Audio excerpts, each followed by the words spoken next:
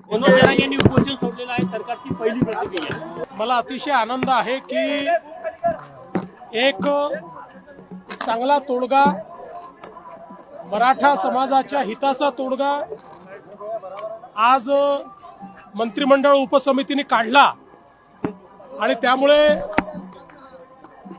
जे काही उपोषण चालू होतं ते उपोषण आता संपवण्यात आलेलं आहे।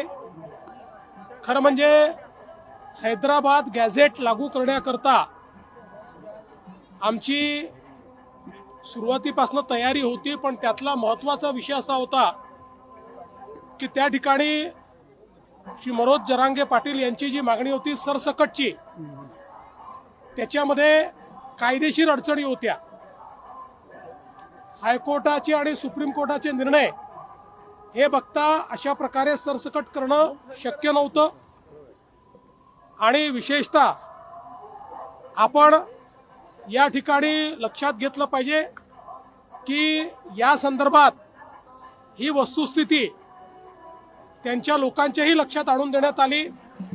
मंत्रिमंडळ उपसमितीची त्यांच्या जी काही त्यांची टीम होती त्यांनाही हे लक्षात आणून दिलं की आपल्या कायद्याप्रमाणे आणि देशाच्या संविधानाप्रमाणे आरक्षण हे समूहाला नसतं, ते व्यक्तीला मिळत असतं आणि त्या व्यक्तीने ते क्लेम करायचं असतं आणि म्हणूनच अशा प्रकारे सरसकट करता येणार नाही, ते कायद्याच्या पातळीवर टिकणार नाही। आणि त्यांनी देखील काल ती भूमिका समजून घेतली, स्वीकारली आणि त्यांनी सांगितलं जर कायद्यात सरसकट बसत नसेल तर सरसकट करू नका। आणि मला असं वाटतं की त्यातनं हा जो काही एक स्टेलमेट होता तो स्टेलमेट मागे झाला आणि पुन्हा त्या संदर्भातल्या चर्चा मंत्रिमंडळ उपसमितीने केल्या, त्याचा GR तयार झाला, त्याच्यात काही बदल होते ते बदल आपण केले आणि तो GR देखील इश्यू झालेला आहे आणि त्यासोबत इतरही काही अनुषंगिक मागण्या होत्या, त्या सगळ्या मागण्या मंत्रिमंडळ उपसमितीने त्या ठिकाणी मान्य केल्या।